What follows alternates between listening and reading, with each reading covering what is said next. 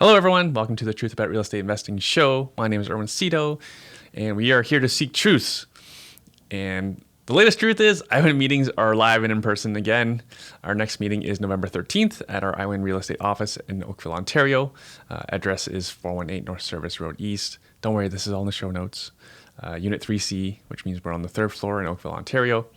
As part of our usual meeting, we'll discuss some of the current events and how that affects the real estate market for real estate investors with all the fear and uncertainty that's being peddled out there. So we're not into that. We're not into just pushing a fear agenda just to try to get your attention. We're here to seek truth and implications for the real estate investor. So we're going to talk about inflation, where interest rates are going. We'll talk about oil prices because that affects the Canadian economy. Also where provincial intermigration happens. We're going to talk about immigration. I was just reading this morning about student visa students who are staying behind in Canada, which creates a significant demand for our real estate, both for rentals and for resale. So that's important information that you investors need to know. We'll talk also about what's happening in the local markets, which includes like the cost of renovations, what houses are selling for, what market rents are, especially for the A-grade tenants, because that's our preferred target tenant. Our guest speaker should be well known to you. She's a real estate investor, a professional property manager, president of the grassroots organization Ontario Landlord Watch. She's also the national ambassador for Landlord Credit Bureau. Hopefully you've heard of them before, because if you haven't, this is going to blow your mind. Like I was telling Kayla, this is one of the newest to me means of leveling the playing field between landlords and tenants. So Kayla will be joining us live and in person. So again, live and physically in person. She won't be live streaming from somewhere else. She'll be in the office with us in front of a live audience to share how us landlords can report our tenants paying rent on time, and if they're not paying on rent on time, thus affecting their tenant credit, both for the good and the bad. And we don't need a judgment from the tenant-friendly tenant bureau that follows the Tenancy Act. I'm trying to be cute, but do you see what I did there? I left the word landlord out of the names of both the bureau and the act because they're both so one-sided. Anyways, unless you've been living under a rock, then you should have heard stories from other investors who were able to recover thousands, if not tens of thousands of dollars in rental arrears just by applying Landlord Credit Bureau, reporting their tenants on Landlord Credit Bureau. I also see that LCB, that's what they're called for short. They're rolling out additional services, including tenant checks. So you don't want to miss out on this networking meeting to meet Kayla, if you haven't met her before, and learn how you can better service your tenants, protect your investments. Saturday, November 13th, it's the morning, so we start around 9-ish a.m. And again, it's our final publicly available meeting of the year. Our December meeting will be for clients only. Following the meeting, we'll go to lunch, which again is an opportunity to network with other successful, like-minded individuals. Everyone is invited. Just please pay your own way and support local. Now, on a personal note, Cherry ordered us a Tesla Model Y without telling me. She called me the morning of, asking what paint color a friend of ours chose, and then that was it. Later that day, I see she posted on Facebook that she ordered a Tesla. That's how I found out. I wonder if I'm the only one who finds out about major investments by their spouse via Facebook.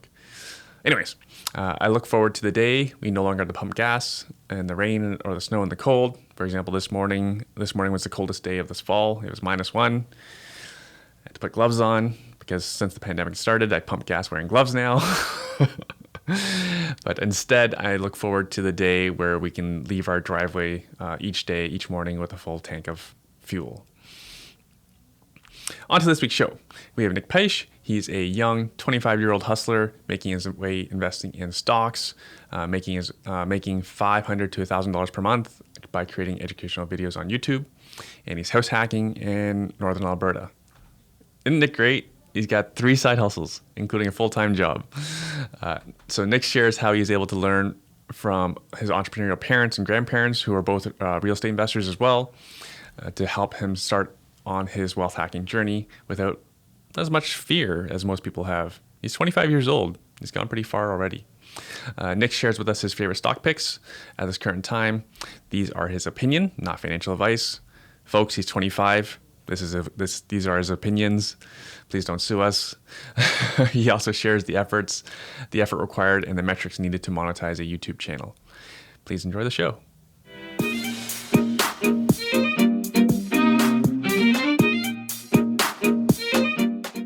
Hello, Nick. What's keeping you busy these days?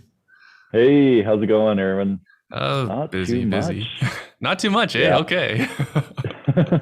Happy to hear We'll it. get Someone into with it. some white space in their calendar. That's healthy, by the way. That's healthy. Yeah, I've actually had a lot of free time recently, but getting a lot more busy. Uh-huh. So I'll have to explain that. Oh, yeah. Because before we were recording, you mentioned you have a full-time job and you do all these other things. Like you do quite a bit on the side. Yeah. So I do have a full-time job. I graduated in 2019 as a chemical engineer from the University of Alberta. So I'm up here in Canada. And after that, I got a job right away up in northern Alberta, and then was working there for about a year. And then out of the blue, I got this illness, and it was called vestibular neuritis. So basically, I don't know if you've ever heard of vertigo before. Oh, yeah. Yeah, where you feel like you're spinning and like your whole balance system is out of equilibrium. Well, basically, that happened to me, but it was just a really prolonged period of time. So usually when people get vertigo, it kind of goes away within like a few weeks or a month. But for me, it's been lasting for like over a year now. And Oh my then like I've God. slowly been getting better. Yeah. So I had to take a break off of YouTube for 9 months before this actually started getting better enough so that I could actually get back onto my channel. So I've been off work ever since. And now I've made about a 70% recovery, 75%. So finally getting back into it. Damn. I Mm-hmm. almost think getting COVID would be easier. Oh, I know. It tends to Yeah. be over faster. Yeah. I've told myself that a few times, but I guess some of the side effects of COVID you can't really predict either. No, you can't, but damn. Mm-hmm. So, are you at home now? Yeah. So I'm living with my parents actually in Kelowna, British Columbia. Have you ever been? No, I've been to Vancouver. My wife and I are actually just making some plans, possibly coming back to Vancouver. Like I love Vancouver. It's my favorite city in Canada. Kelowna's like what, 90 Super nice. minutes east? It's about 3 hours 3 hours. from Vancouver. Yeah. Super nice though in Vancouver. And then Kelowna is more of a desert climate. So you get a lot of seniors retiring here. um, but yeah, so it's really nice been living here. Awesome. And then eventually I'll be moving back up to Alberta for my full-time job once I'm kind of fully recovered. Mm-hmm. Interesting. May I ask, are you in the oil industry then? It's the pulp and paper industry. Oh, okay. Yeah. So we manufacture pulp, and then eventually it goes into making a bunch of products like bounty rolls, Mm-hmm. medical garments, Mm-hmm. things like that. But we're Mm-hmm. kind of the intermediate product. Mm-hmm. So we don't actually make the bounty rolls or anything Mm-hmm. like that, just the pulp. Interesting. Okay, Mm-hmm. so this is going to be an awkward question. Not too awkward, hopefully. I do have some listeners who are significantly older than you. and I know that your dad was successful in real estate, but you still went through to go to school as a professional. Was that something your parents encouraged, or they just let you decide on your own? Yeah. So my dad, he's always been supportive of me doing my own thing. Because I know he went straight into the family business with his dad. But then for me, he was like, I want you to do whatever you want to do. So, and then my mom was always encouraging us to go get an education. So I ended up really liking chemical engineering. Originally, it was petroleum engineering. So I did want to get into the oil field. But then that was around 2014 when oil started crashing. So moved into chemical, which is a little more broad than petroleum.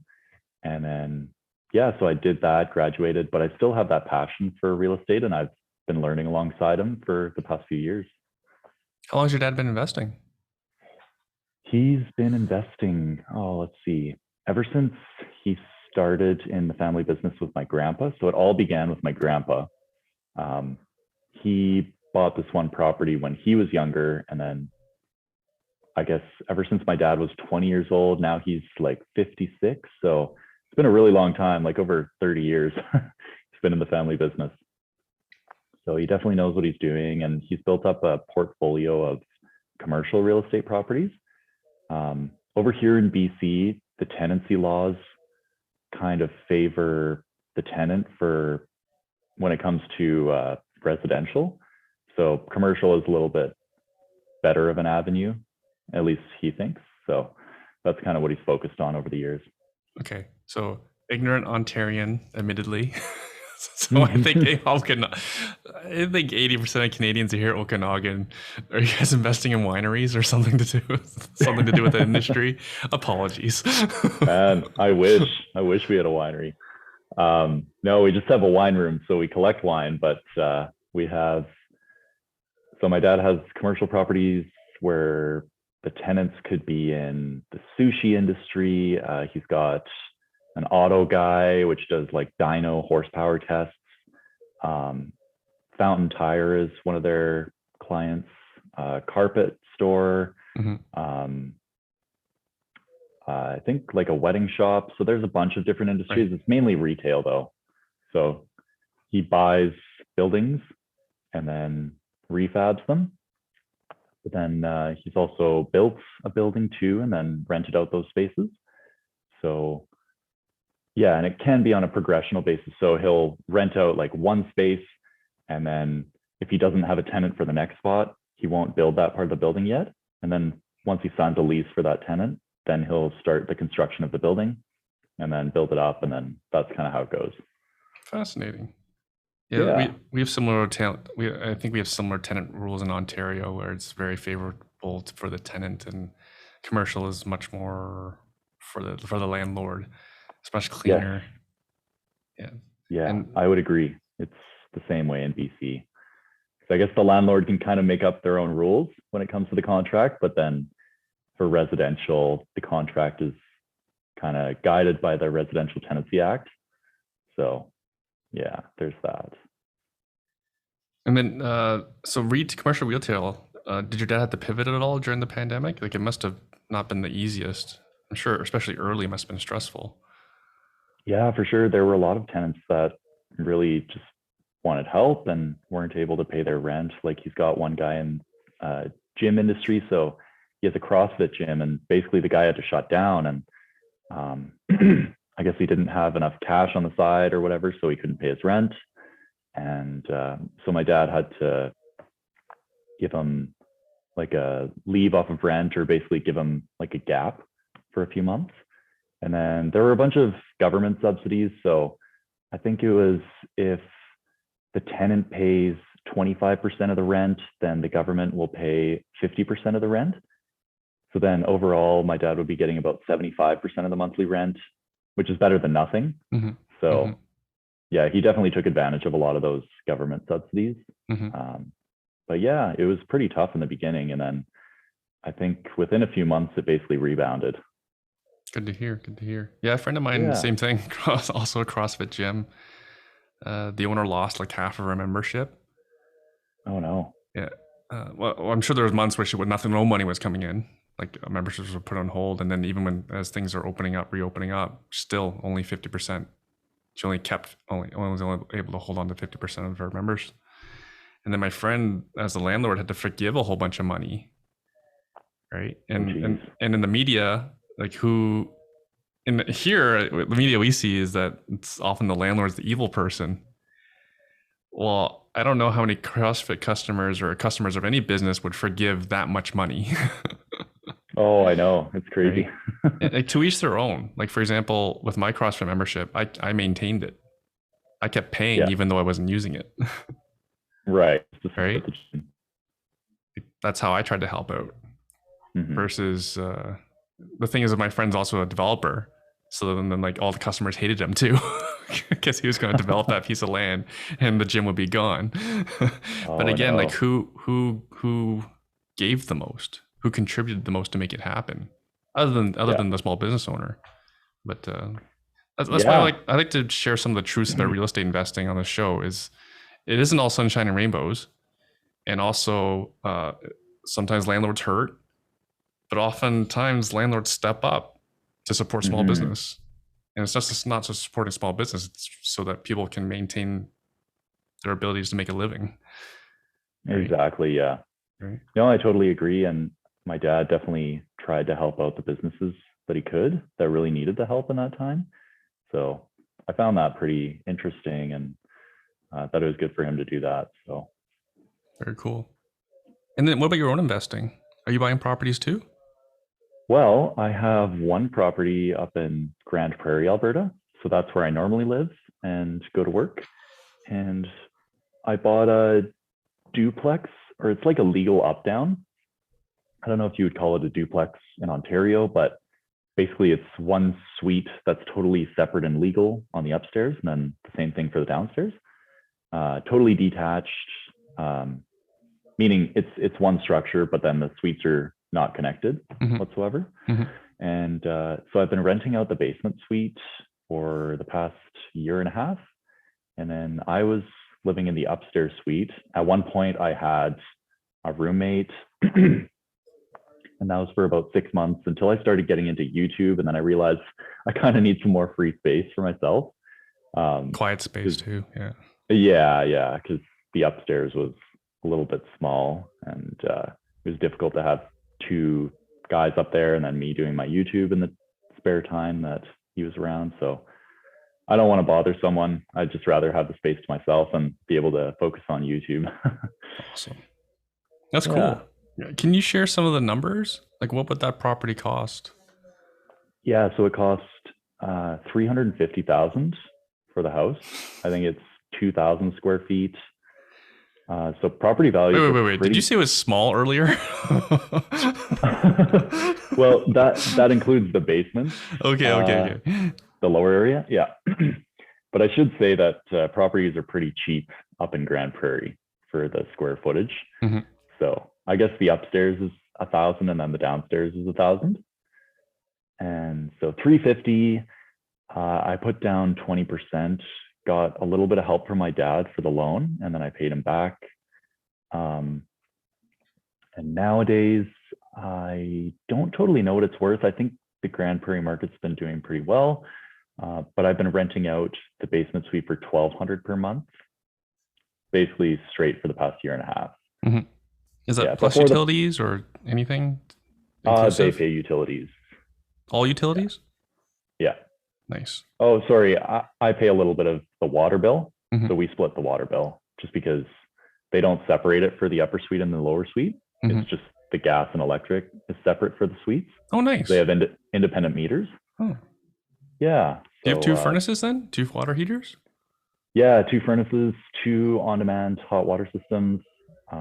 So it's pretty perfect for setting up a rental. Was this purpose built? Yeah, like it was supposed to be 2 legal suites. Oh, cool. Built from the get-go like that. Some people do the modifications after, but yeah, this one was straight from the get-go, just so that landlords could set up a bunch of renters, because the Grand Prairie market is heavily rented. And you'll find a lot of these duplexes and fourplexes, even quite a lot around the city. And so they've set it up that way for a lot of the houses. Do you know what industry most of the folks are in the city? Are they all definitely pulp and paper? Mostly definitely oil.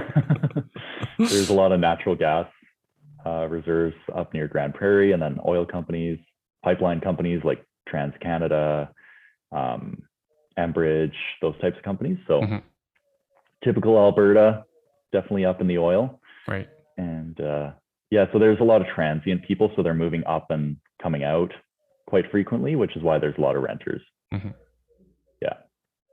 Do you know what your main floor would rent for?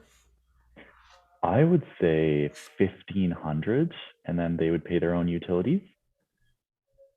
That would be, yeah, I would say I could get that, because the upstairs it feels bigger, and it feels a little bit nicer than the downstairs. It's kind of got like an island area, whereas the downstairs kitchen is just one side of the wall. So 1,500 plus 1,200, be getting about 2,700, and then they would be paying their own utilities. So the mortgage payment based on my interest rate is close to 1,300. It's like 1,295. So then above the mortgage payment, you'd be getting 1,400. And so whatever the other costs are, so like property taxes could be $400 a month. That's one thing that's really expensive in Grand Prairie is the property taxes, because excuse me, did you say 1,400? Oh, no, 400. 400 a month, like, okay. That's still, that's pretty steep compared to the price of the house. Oh, yes.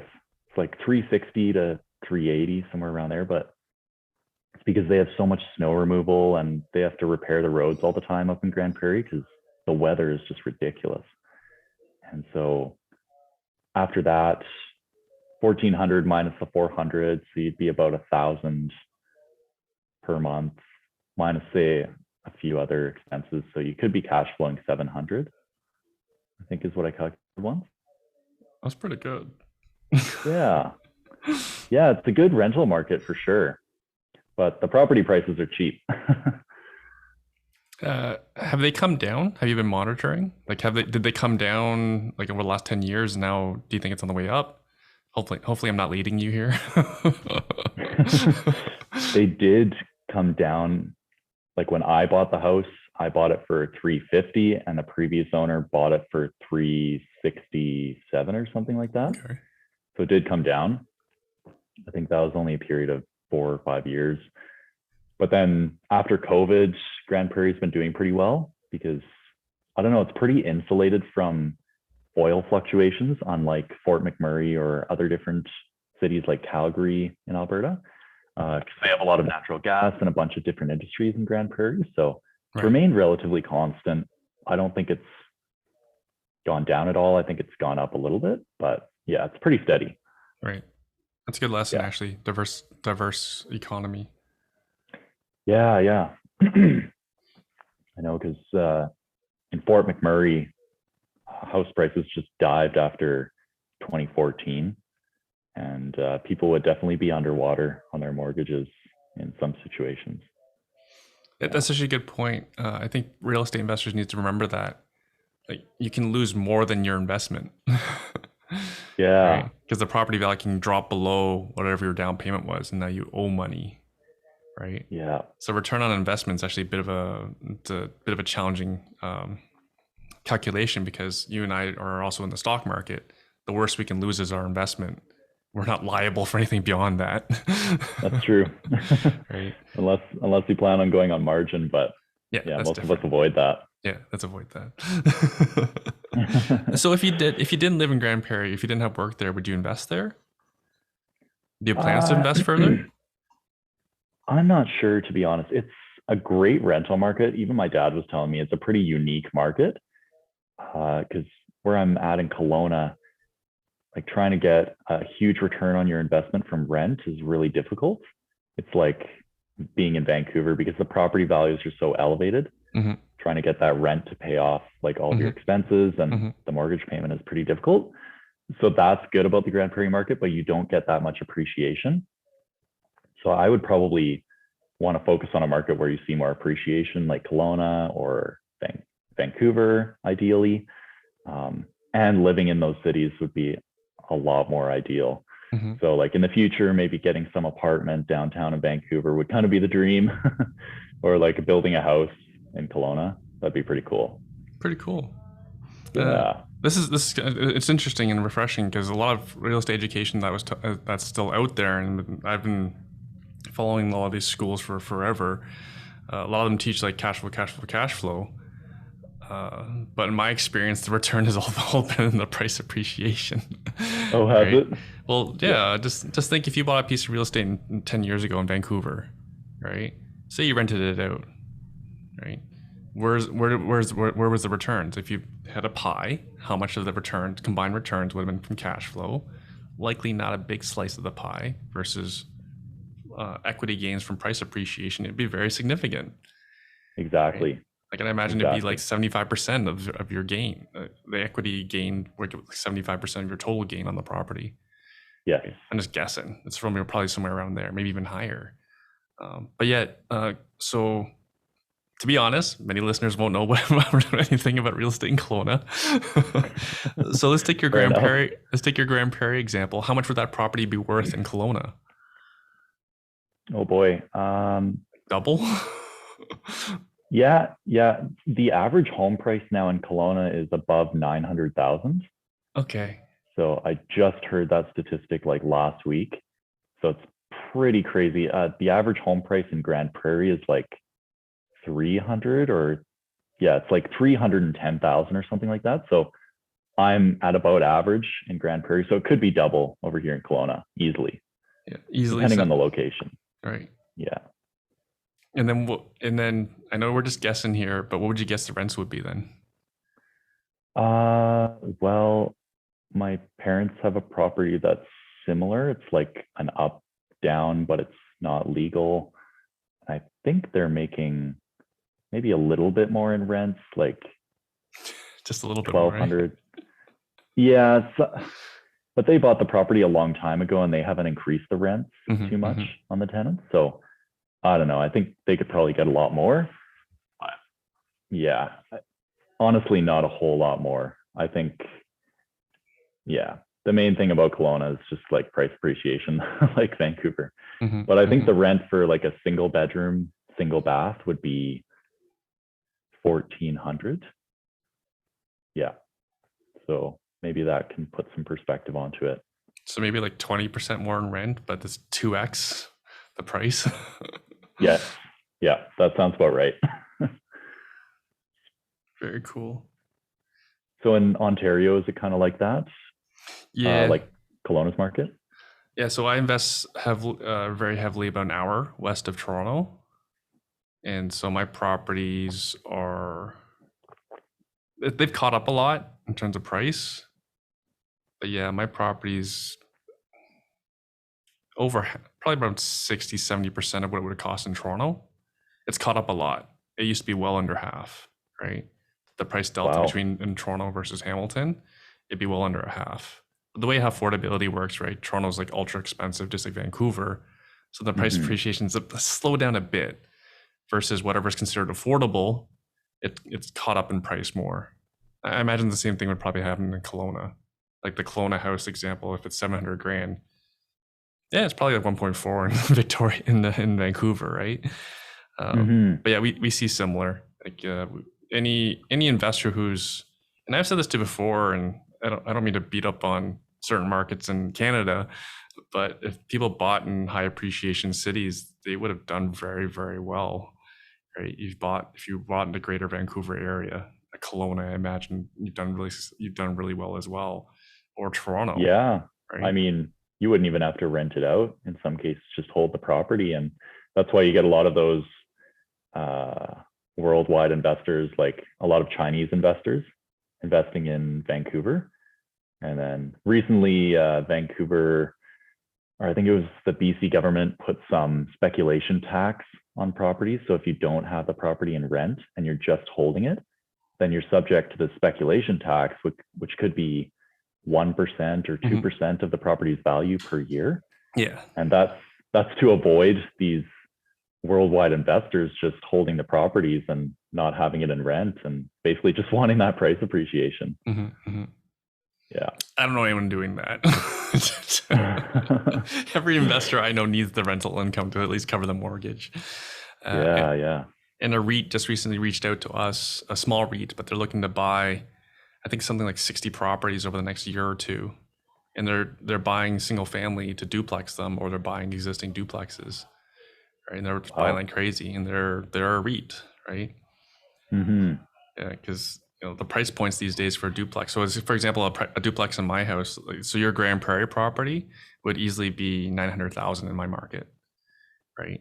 Wow. And it would rent and that's what I buy. So, for example, I got 2,400 for the upstairs, and 1,800 for the basement, right, in Hamilton, Ontario. So rents are quite a lot higher then, but not up to the point of the property value. Correct. But it's a bit different here in that because my market is only an hour from Toronto, I'm getting Toronto people who have Toronto incomes renting my property, right? Right. So it's Right. not like, and so like literally, so like, for example, I've owned similar properties for over 5 years. So the rents 5 years ago were like 1,600 upstairs and like 1,300 downstairs, right? So stay with the upstairs example. I think I get even less than that. So let's say 1,600.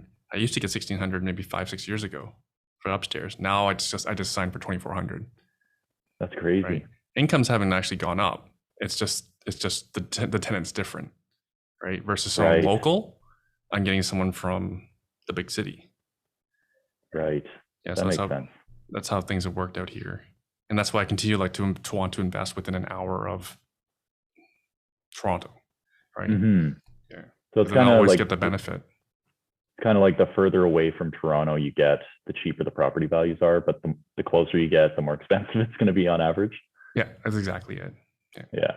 Yeah, and I know you're seeing like all sorts of different things, especially in Alberta, because I don't think things have stabilized at all. No. Well, I mean, oil's good right now. Like it's $80 a barrel, but yeah, the real estate market always trails whatever stocks are doing and companies are doing. So I don't think it's stabilized fully. Awesome. So you mentioned stocks.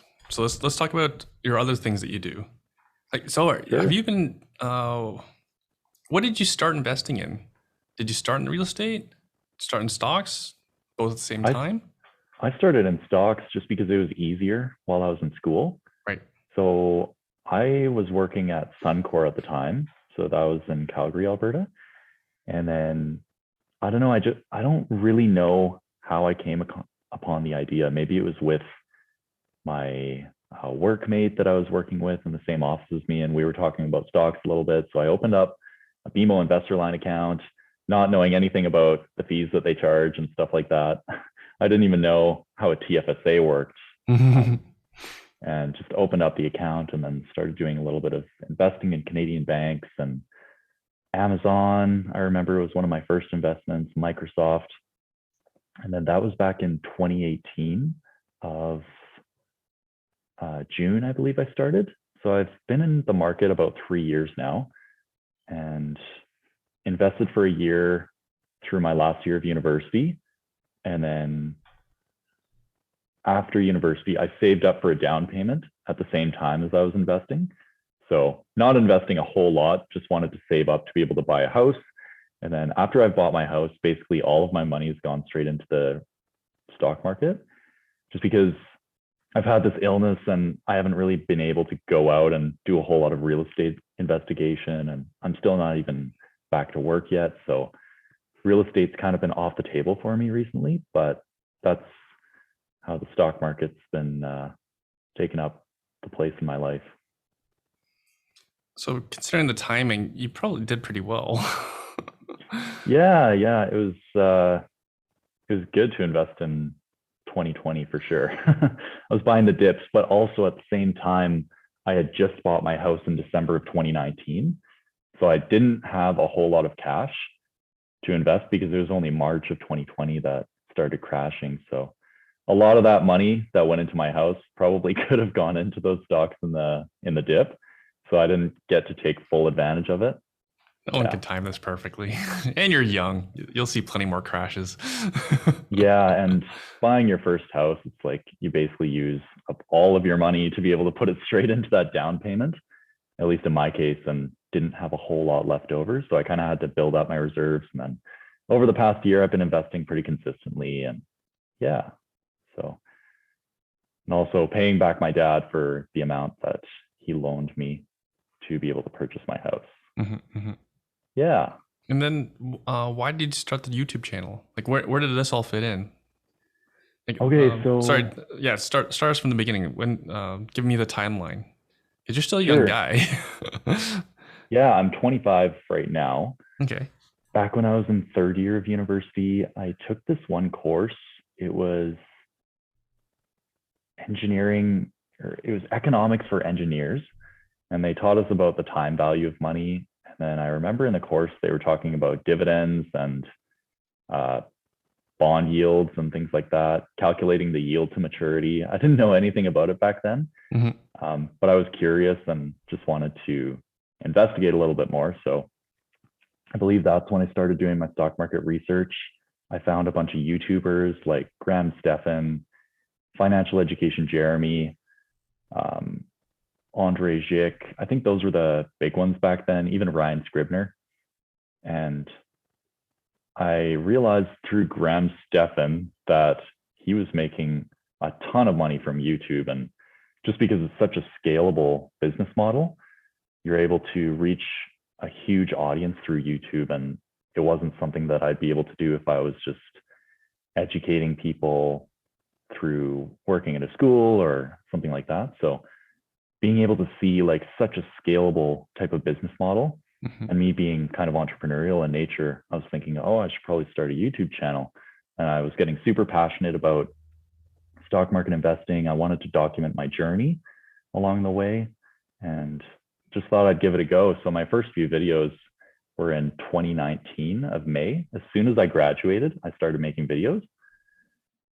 And that was the timeline that I set up for myself. So I did a little bit of research before I graduated in the 4 months of my last semester, and then started posting videos. It was really slow going at the beginning and super awkward. Like looking back on my first videos, they were quite cringe, I'll be honest. But yeah, it's amazing. Like you can get better at anything. And I've noticed that my speaking abilities, that was one thing that I also wanted to work on, because before, like in university in the first few years, I was never really that effective of a speaker. And so I thought YouTube could be a great avenue for building up that skill, even if nothing comes out of it business wise and if it doesn't take off. So yeah, so that's kind of the progression it's gone. And then I took a 9-month break when I got sick. So in 2020, in May, that's when my illness hit me. So I had to take 9 months off YouTube. And at that point, that was actually when my channel was doing the best, because it was just out of I was just COVID. thinking that. Yeah, it was awful. Everyone's stuck at home and wanting to learn a side hustle. I know. Yeah, and I was stuck at home sick, so I couldn't do anything, and basically just took those 9 months off, and then slowly got back into it ever since. What was it? Started trying to make videos in February this year or March this year. And then ever since, I've been slowly plugging along, and then now I'm back up to about 2 videos a week, and it's finally starting to take off again. So yeah, it's just the thing with YouTube, you have to be consistent. I've noticed, like taking that 9-month break, like I was still making the ad revenue from a few videos, but it just really, really impacted my channel, and trying to get it going again took several months of making videos consistently.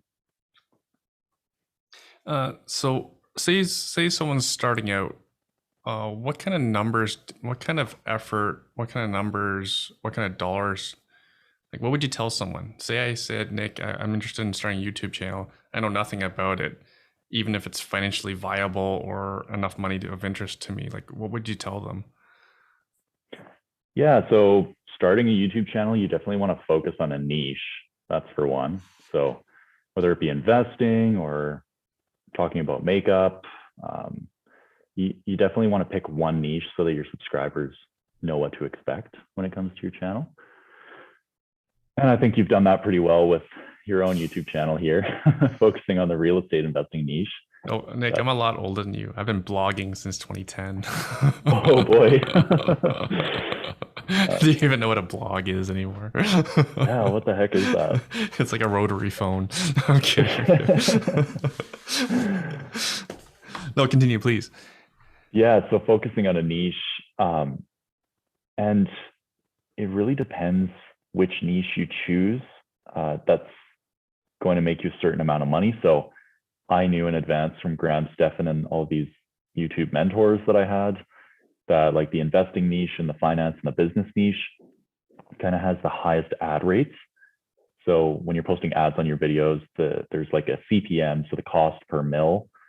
And so the cost that advertisers are willing to pay on investing videos is a lot more than what they're willing to pay on, say, a makeup video or a prank video or some type of gaming video. So just knowing that in advance kind of gave me even more impetus to focus on investing and be able to teach people on that subject. So yeah. In It's funny terms you of mentioned prank video because the day when I met Graham Stephan, it's actually funny because I invited a bunch of people over to my Airbnb when we were in Miami for a growth conference to see Grant Cardone. okay, So Graham yeah. Stephan came over and so did meet Kevin. And Oh Kevin wow. Kevin was in the middle of his he was being sued by Grant for a prank at the time. It's since been Oh, dropped. I think Graham was just pissed. I think it was just oh, like I a think I remember that. yeah, I think it was his frivolous thing, and yeah, Graham overstepped, I think, in my opinion, with his prank. I don't know exactly, but he sent certain things to his office. Nothing terrible, nothing like damaging. I don't know, something like plants or something. But Yeah, I think Meet Kevin sent flowers to Grant Cardone's office or something like that. I think it was like it's something big though. It was disruptive enough to just to upset Grant and sick the lawyers on him. Anyways, it was dropped. It was dropped about within a year, I think. I remember me Kevin posted about it or something like it was dropped, but still. But yeah, it's just like you said. Like me, Kevin was very successful just doing prank videos and to be honest, kind of like just kind of doing like negative reviews on people. Yeah, yeah, that's exactly how it started with Grant Cardone. He'd always make these videos and they were super entertaining. I know there's some interview that Grant Cardone did with the Wolf of Wall Street, Jordan Belfort, Yeah, I and remember that then one. Meet Kevin would react to that and it'd get a ton of views. So, Hmm. but I yeah, like he was another huge YouTuber that I yeah. followed. Did you actually meet him? Yeah, he was in my Airbnb. They were both in my Airbnb, Graham and That's Kevin. I actually like that's Kevin's crazy. material now much better than what he used to do. Um, but I I remember would Graham agree. was on CNBC. An article was on him like how successful he is. Something like $6 million like this year so far. Or is a year or under a year where he had his YouTube revenues was like 6 million or something. Is that what you get? Yeah. Oh man, I watched his recent YouTube video on like how much I made in 2020 or something like that. It was a few months ago that he posted. I think it was close to $3 or $4 million that he made from YouTube alone. And then that's not even including like his course sales and stuff like that. So yeah, he generates 250 to 350,000 per month just from his channel and ads. So it's ridiculous. But no, I'm nowhere near that. my best month, my best month was back in May of 2020, and I got 1,700. But before that, on average, it was between like 500 and 1,000. And so I'm slowly getting back up there. I'd say it's about 500 US dollars per month right now. So That's it's nice great for a because you side get hustle. yeah, it's nice because you get the favorable exchange rate right now. So it's like a 24% increase over whatever YouTube pays you in US dollars. Hmm. Hmm. Yeah. And then what would the expectation be for like a beginner, like the first year? Oh, well, in the first year, like you have to be able to get enough subscribers and watch time to even monetize your channel. Hmm. So to even monetize your channel, you need 4,000 watch hours and what is it, Which 1,000 is a lot. subscribers. Yeah. Oh, I got the 1,000 subscribers pretty easily. That only took me a few months, but then the watch time spanned out another few months, and that was the hard part. So I know some people will live stream and just try and get up the watch time that way. I didn't want to ruin my channel analytics, so I never did that. So just grinding and making videos, it can take a long time Hmm. just to be able to monetize. So I didn't expect much at all in the first few months. Once you monetize, I don't know, like between $5 and $10 a day is kind of what I was getting for the first few months. So just expecting somewhere around there is kind of what I would expect. Yeah. So it doesn't sound like easy money. No. Yeah, I haven't even got into how much time I've spent on it. So if we Yeah, compare it please. to like if I was spending my time working at McDonald's or some minimum wage job this entire time, I would have made so much more money than doing this YouTube thing. Like per video, it's usually 3 to 4 hours of research. Filming takes about an hour. Editing in the beginning took a very long time. Now I've gotten better at it, so it only takes about 3 hours. And then 3 hours to edit 1 hour? 3 hours to edit like a 10 to 15 minute video. Yeah. So it's pretty insane. Yeah. Wait, were you doing this all yourself? Yeah, like I haven't hired out anything. I've just been doing it in my spare time. Okay. So I find like once you outsource that type of thing, you're kind of reliant on that person and you have to keep paying them. At this point in my life, I just want to have full control over my YouTube channel. Mm-hmm. I know at some point in the future, it'd make a lot more sense once I'm making more money from my channel Mm-hmm. to outsource it. But Mm-hmm. at this point, I just want to stick to doing it myself. And yeah. Cool. But yeah, like easily you could spend 8 to 12 hours on a video just trying to upload it and then might only get like 1,000 views and you get $10 or $20 from the video for like 8 to 12 hours of work. So not always that lucrative. Wow. Thank you for sharing.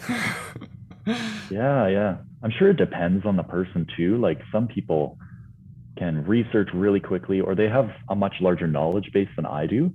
But for me, like at this stage, being so young, I need to research a lot of things. I don't have a whole lot of experience. Mm-hmm. So especially in the beginning, I was just doing a lot of research, trying to learn about the material. But like someone like you, for example, you could start up a YouTube channel about real estate investing, not have to do any research, just talk about your experience. So it could be easier for some people to start, but like from a beginner knowing nothing, like putting in that research and providing value to your audience is the most important thing, I would say. Mm-hmm. Mm-hmm. Yeah. And also the size of your audience, because for example, like meet Kevin. I mean, he's got a ridiculous number of views and subscribers and all that. Like, do you actually know what your breakdown is between Canadians and Americans? Because, well, like, for anyone who doesn't know, the U.S. is about 10 times the population of Canada. So if you can choose to focus on one market, guess which one you would choose? Yep, precisely. So I try and focus my channel more so on the US. Like occasionally I'll do a stock video for Canadians. But I would say it's like 50% of my audience is from the US, 25% Canadian, and then 25% the rest of the world. I think that's kind of the basic breakdown. Yeah. But then I just uploaded a video with the TSX master list, like 12 best stocks to buy in Canada. And then that video was primarily Canadians watching it, of course. So kind of depends on the video too. Very cool. So is it something that you enjoy? You enjoy teaching? Yeah, I really do enjoy making the videos. I find it super fun and rewarding and like responding to comments and being able to help people. Like I've gotten comments saying, Nick, you're the one that got me into investing. Like, praise the king or whatever. This guy's super funny, but it's super rewarding just being able to help people learn about investing and learn about compound interest and being able to build a financial future. I think that's super important. Mm-hmm. And not only through YouTube, but I try and help out my friends with investing. My sister, I've gotten into investing. My mom, a lot of my friends have asked me about it. So it's helped in more than just the YouTube aspect. Interesting. Yeah. So your mom's older than you. She didn't invest previously? It's mainly my dad. Like she also has real estate investments, but both of them don't have any stock market investments. So I've kind of been the stock guy in the family. And so she's been curious about it and she's allowed me to help her with investing in that way. And then my sister as well. She hasn't really gotten into anything. She's a little bit younger than me. So I've been prodding her along and helping her get started with Wealthsimple Trade and easy brokerages like that and just kind of the big tech stocks. And sorry, Wealthsimple is I'm familiar, but is that like the easiest way for someone to get started? Yeah, I would say it's the cheapest brokerage for all. First of all, basically there aren't any commission fees for trading stocks. Mm-hmm. So you can buy ETFs which are exchange traded funds. And those are like groups of stocks that just track one index, like the S&P 500. You could buy one of those for free on Wealthsimple Trade or sell it for free. You could buy any stocks for free and sell it for free. But the way that they make money is through the currency conversion. So if you're buying US dollars, you can't hold US dollars in that account. So every time you're buying and selling, you're converting, which will cost you like 2% every time.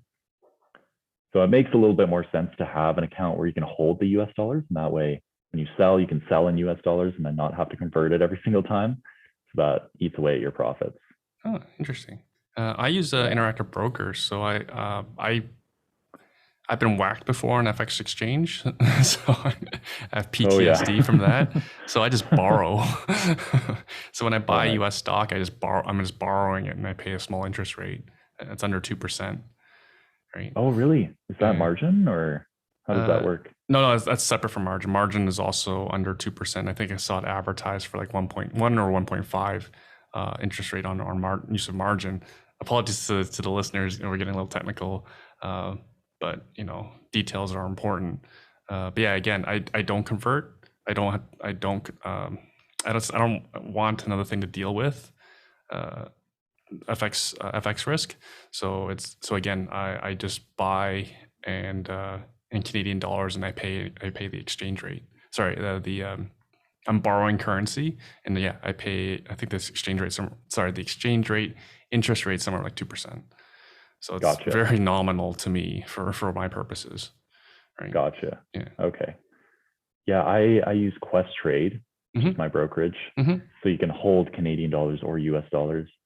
And actually the best way that I've found to convert is using the Norbert's Gambit method. I won't get into it, but for the audience, if you've heard of that, maybe you can search it up. But basically you can convert any amount of money for like less than $10. And it makes sense doing larger sums of money, where you can just journal the shares over. So do you have a YouTube on it? Pretty cool. I've never made a video on it. No, I plan on doing that eventually. It only takes 8 to 12 hours. Exactly. Oh man, so many video ideas, not enough time. Really? Okay, cool. Good for you. Because for content creators, I think most appreciate the challenges of coming up with ideas. That's why I always have guests on, because then I never know where things are going to go. I always enjoy having guests on because I learn so much from their experiences. Like, for example, I have next to no experience with Grand Prairie or Kelowna.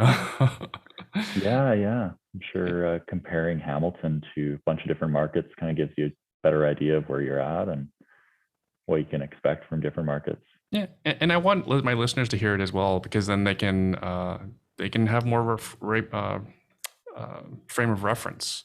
Right? They can compare it to whatever they're currently looking at, right? So they have your numbers, they have my numbers. They could be looking at, I don't know, they could be looking at Nanaimo, British Columbia, and then like, Nick's numbers are better than mine. Maybe I should go check out where he's looking at. You know what I mean? Right? Exactly. So people, the more information you have, more educated decisions you can make. I know there can be a bit of information overload, but people always ask me, like, what's the best investment? I shouldn't say it. I always say you have to do everything, right? You need a small business, right? Your YouTube is a small business, right? You have your real estate, like everyone needs some real estate. We as Canadians get very few tax breaks besides the principal gains exemption on our principal residence, right? And I agree. I think you and I both know a lot of people made money in the stock market. Yeah, I agree. I think doing a combination of a lot of things is definitely the way to go. Like my dad is solely focused on real estate, and that's worked out well for him. But I think for a lot of people, having a mix of stocks and real estate is probably one of the best approaches. Yeah. Like our mutual friend Warren Buffett, he did okay with not doing real estate, doing stocks. Exactly. Some people are just naturally better at different types of investments, so that works. Guess you have to figure out what you're best at and focus on that. Focus on your strengths. Probably the challenge for like Warren, for example, though, is how would he do real estate investing? It's not nearly as easy to scale versus what he can do, because he can, I forget what the Goldman Sachs investment was back in the financial crisis, but that was a lot of money, right? Could you try to imagine buying that many houses with like $10 million or whatever the investment was? That Mhm. you've bought a house before. You go look at houses. How many houses would you need to invest $10 million, right? Oh, exactly. Right. And you and I don't even deploy all our cash into a property. We do like 20% down payments. So then we're not talking about $10 million worth of houses. You're talking about like $50 million worth of houses. Exactly, with 20% down. Yeah. That'd be insane. Yeah, he'd have to buy a bunch of REITs, and I guess REITs, they even scale somewhat slowly. Like they don't own a lot of properties right away. It takes time for them to scale up. And yeah, so Buffett, better for him to invest in $1 trillion companies now Yeah. with the amount of capital that he has. He does okay with it. I think Chevron's doing all right. Yeah, the Apple's timing, the doing all right. timing, the timing was big, right? But yeah, his Chevron purchase very, very well timed. Yeah. So I'm sure you talk to lots of young people. When a young person starting out, what do you tell them? Start a YouTube channel, buy a house, buy some Oh, stock. in terms of just starting up your life and trying to scale your finances and stuff. Yeah, say they're like 2 years out of university. Say they get a job, makes 50 grand a year, hopefully, right? Well, I imagine you get this question.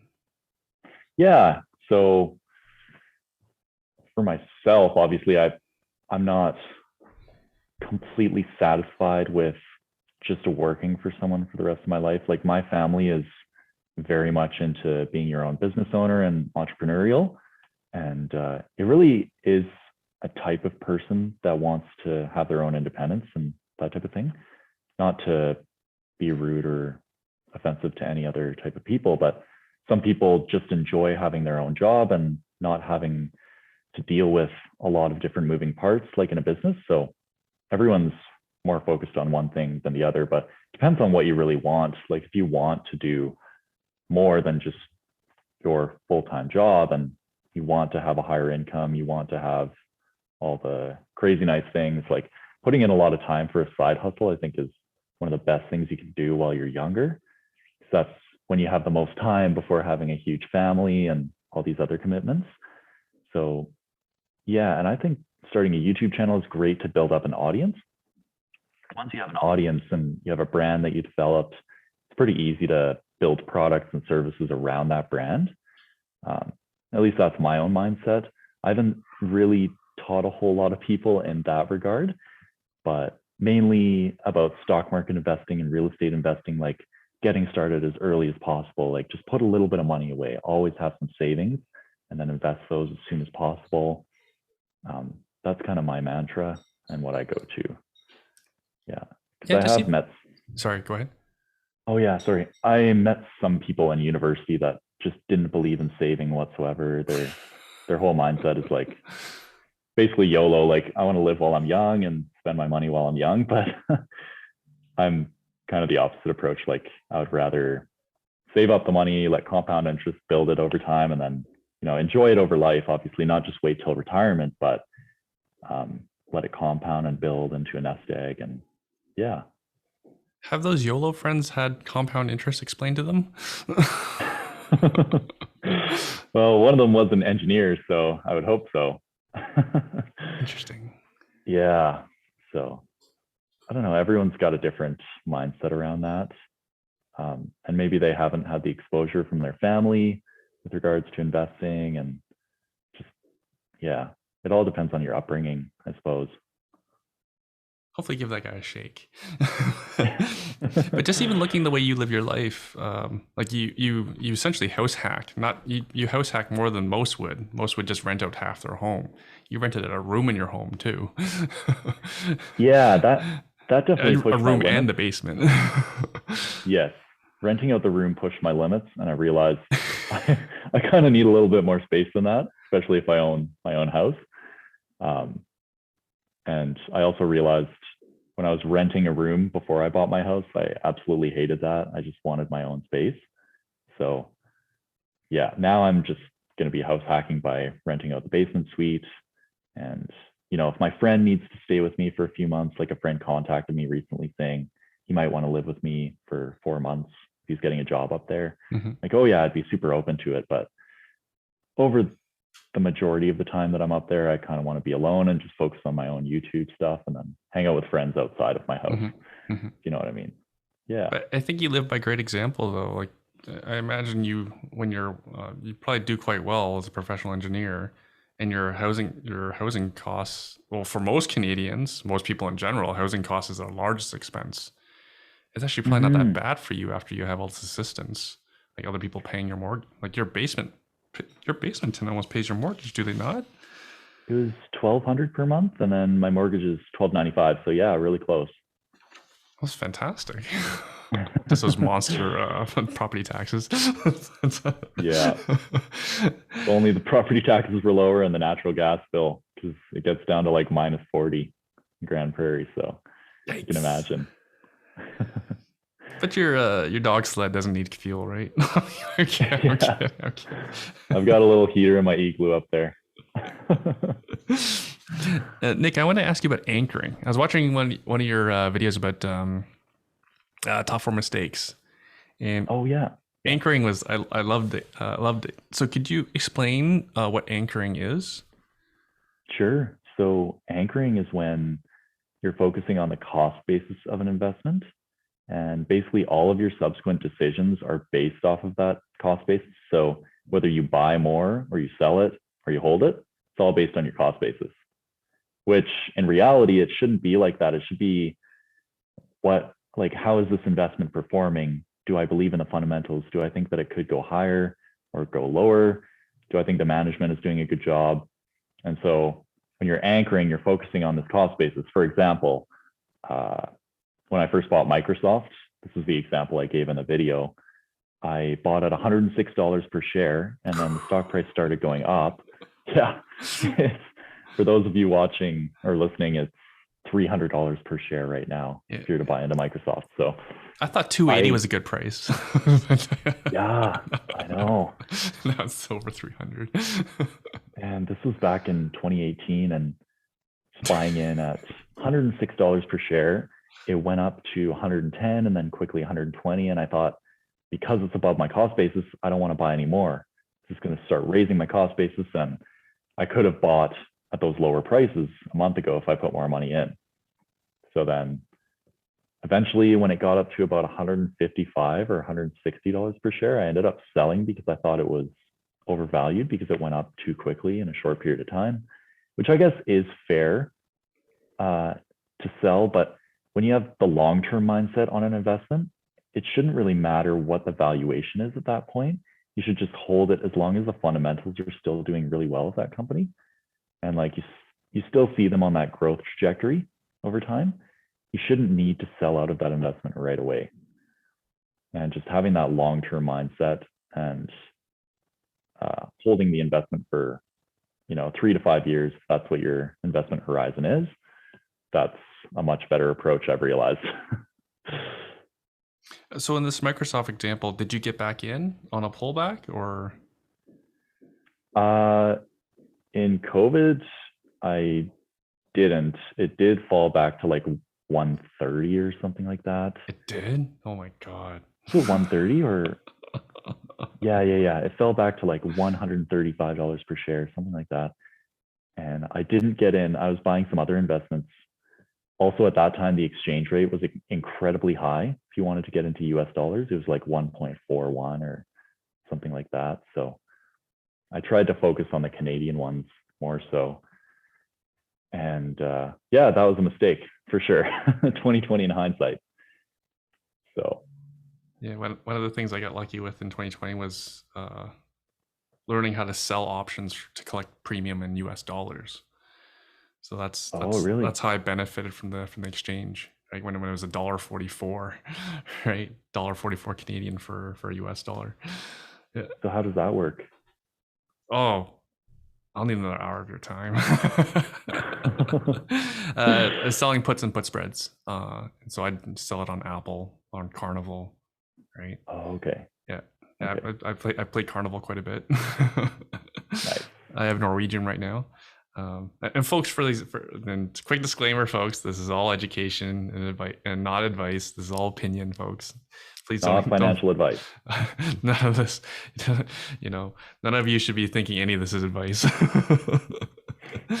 But yeah, CCL. I love Carnival. So I've I've sampled the product, and I believe in the business, and I still kick myself when the Saudi government was buying Carnival shares for $9. Oh my gosh. I didn't have the guts to get in. I know, me too. Yeah. And that's the thing. That's the thing when people always like in real estate or stocks, they say, "Oh, I'll wait for the crash," and then when it actually happens, like it's not the easiest to get in. It's true, because it's total negativity. It's total pessimism in the market at those times. Yeah. And like when you're in a bull market and everything's positive, you think, oh yeah, that would have been a perfect time to invest. But it's like it's a total mindset shift when you're in that different market. Everyone that you talk to is in the same mindset. They're all super negative and pessimistic. So yeah, I agree. It's scary. Now, I know you don't listen to the show, which is totally cool. Nobody does. So no one has their questions in advance. But when I saw your video about anchoring, could you parallel that to real estate investing? Now, for example, you know Kelowna quite well. I imagine you have an idea what Kelowna housing, roughly what your parents paid for a house in Kelowna, or what a price for a house was 10 years ago in Kelowna. But yet you still have interest in investing. Now, I'll give you some context as well. I have clients that I've worked with since 2010, and they bought a house. Literally, they bought a house for under 200,000, and then like a couple of years later, that same house is like 260 or 300 or 320, and they say it's too expensive.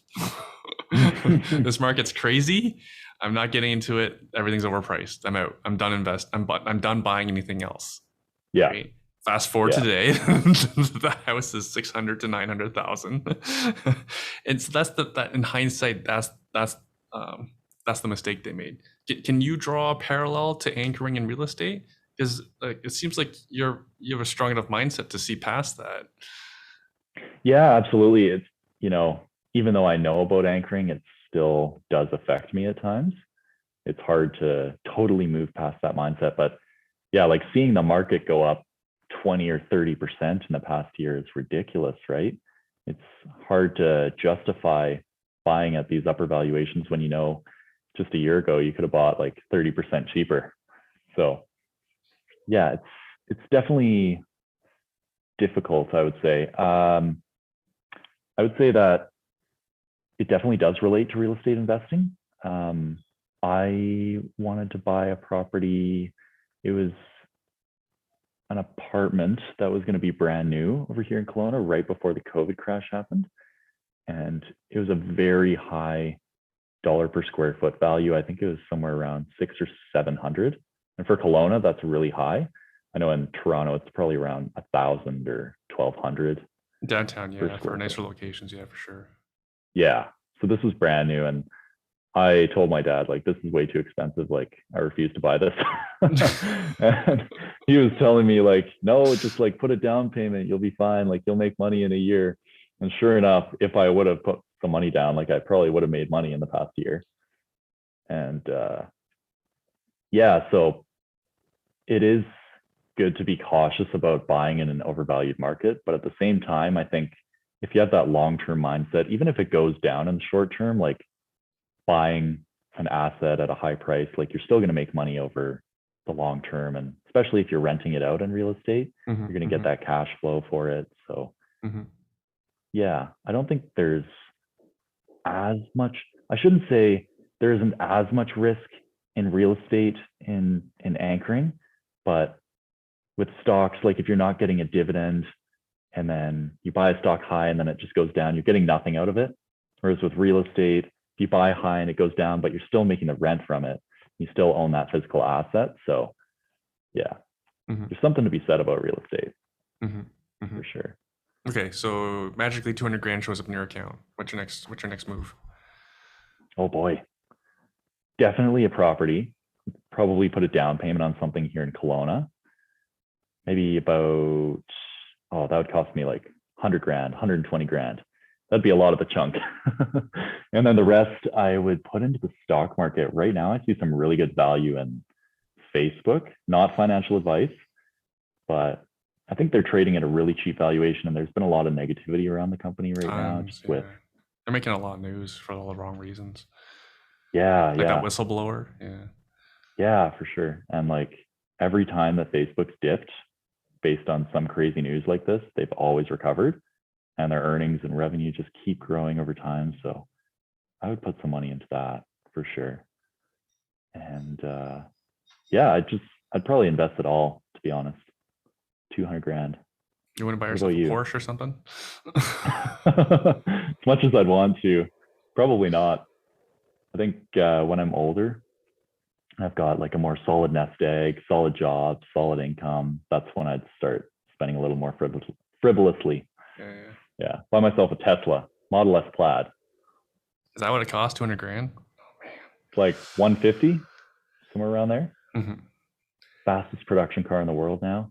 It's crazy. Any other stocks you're eyeing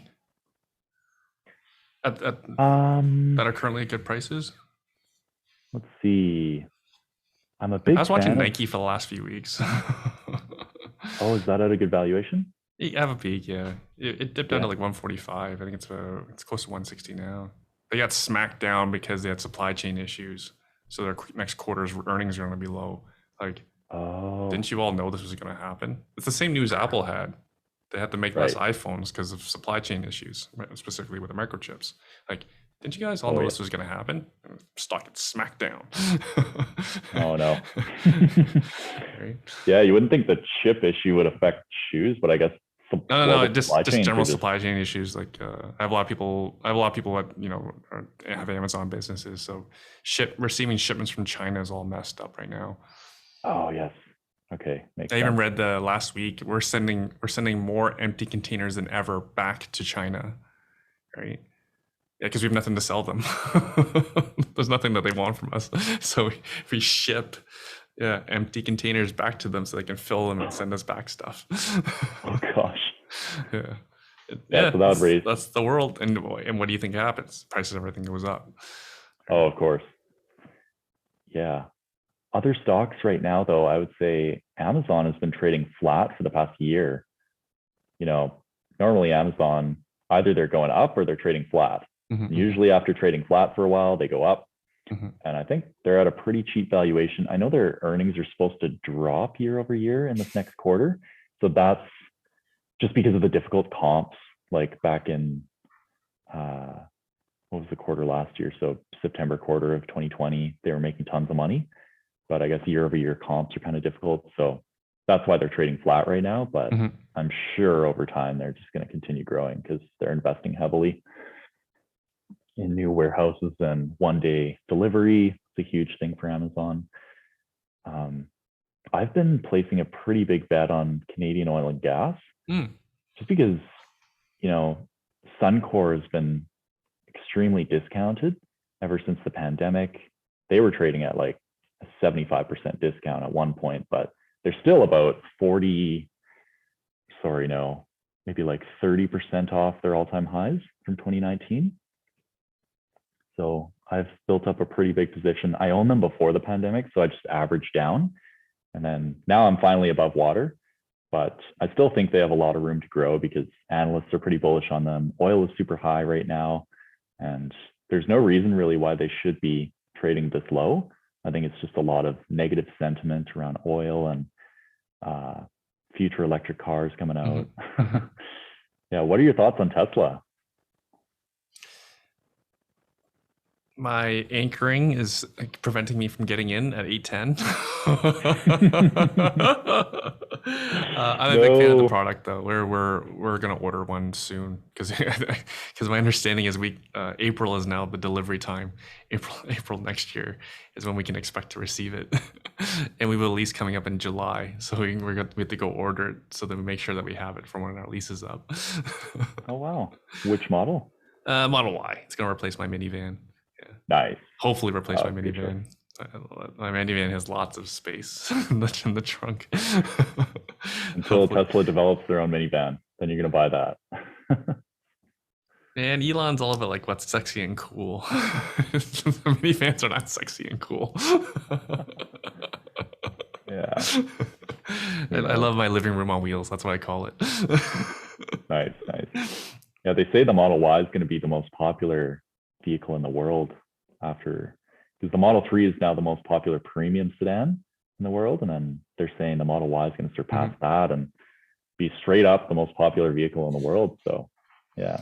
We'll see. None of it's cheap. So, Mm-hmm. so Nick, we're a little over time. Thank you for being so generous with your time. Now, I always like to give my guests an opportunity to share whatever's on their mind, like maybe a word for younger people who don't know what to do next, or I don't know, some words to live by that you like to share, or a favorite quote of yours.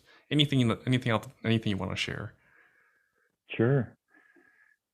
Yeah. So I guess at this point in my life, I would have to say, as I'm still recovering from this illness, like you never really know what's going to happen in your life. Like something could just come up all of a sudden and there's nothing you can do about it. You might be put off work and you might be laying on the couch for a few months. You know, illnesses can come up. And I think that's an even greater motivation to start investing and building passive income, so that you have that passive income to support you during times when maybe your family needs help or you need help. Like you just never know when these events are going to come up. And I sure didn't. And I barely had any passive income sources. I was lucky because I had a benefits plan at work that could support me during that time and a family.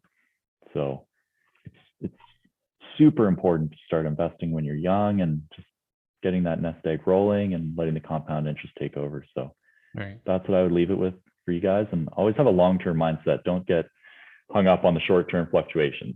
Just keep the long-term mindset. That's what I would leave it at. I dabble into Bitcoin stuff, so like you have to be ready for volatility. Oh yeah. Bitcoin's a long-term thing. Definitely going to be a part of the future. You do it? You do some yourself? I don't, but I just think, yeah, still undecided on Bitcoin. All your friends are into it? Cryptocurrency in general? Yeah, I think it's kind of the hype right now. My sister bought in, and Your sister who didn't do investing is got in, eh? I know, and she made money off of it. I was like, oh my gosh, I should have gotten in too. Kind of made me mad, but yeah. Awesome. And then Nick, where can people find you on the interwebs? Well, my main page is on YouTube, so you can find me at Nick Peitsch Investing. I think if you search up Nick Investing, it'll probably come up. But my last name is spelled Peitsch, so Nick Peitsch Investing. And then the same thing on Instagram. Awesome. So yeah, come around and join the community. Make a lot of videos, trying to do twice a week. So hope you guys enjoy that type of content. Amazing. And then do you do any courses or anything like that? Private coaching? Not yet, but I am planning on getting into coaching. So stay tuned for that. I just built a website, nickpeitsch.com. So yeah, if you're interested in that in the potential future, stay tuned with my YouTube channel and I'll be announcing that. Fantastic.